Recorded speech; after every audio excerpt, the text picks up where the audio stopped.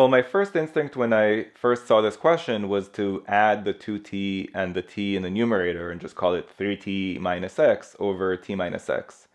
But I stopped myself and wondered, why would they even present it in that way? Why didn't they already simplify it for me? It's a bit unlike the GMAT to just expect me to combine like terms in the numerator there. And I noticed that the t minus x in the top matches the t minus x in the bottom.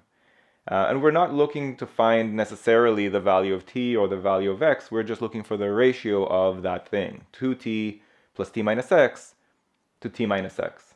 So I think this question is a great example of why using ratio tables is so useful for the GMAT, because if you're very experienced in using ratio tables, you can probably solve this question at a glance without even using any pen or paper.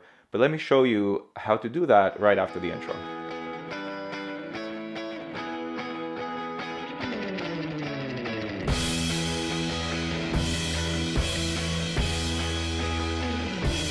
So I think we should start with statement 2 because it gives us the value of t minus x. And if you plug that into the question, the new question becomes, what's the value of 2t plus 5 over 5?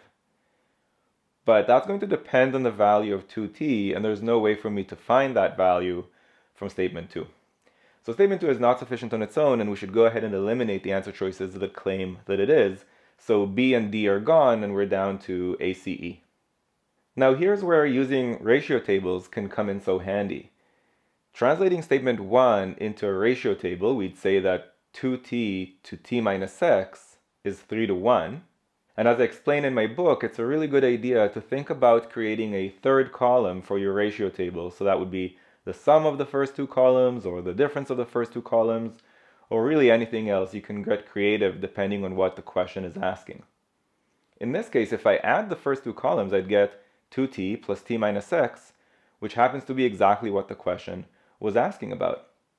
So in my ratio table, I'd have 3 plus 1 is 4, and now I can say that the ratio of 2t plus t minus x to t minus x, reading the ratio table from right to left, is 4 to 1.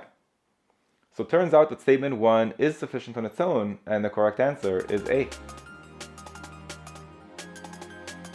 If you found this video useful, go to quantreasoning.com for a lot more where that came from. You should also click that like button and let me know in the comments below what you'd like me to make future videos about. And of course, if you haven't yet subscribed, go ahead and do that and click that bell below so you get notified about future videos. See you next time.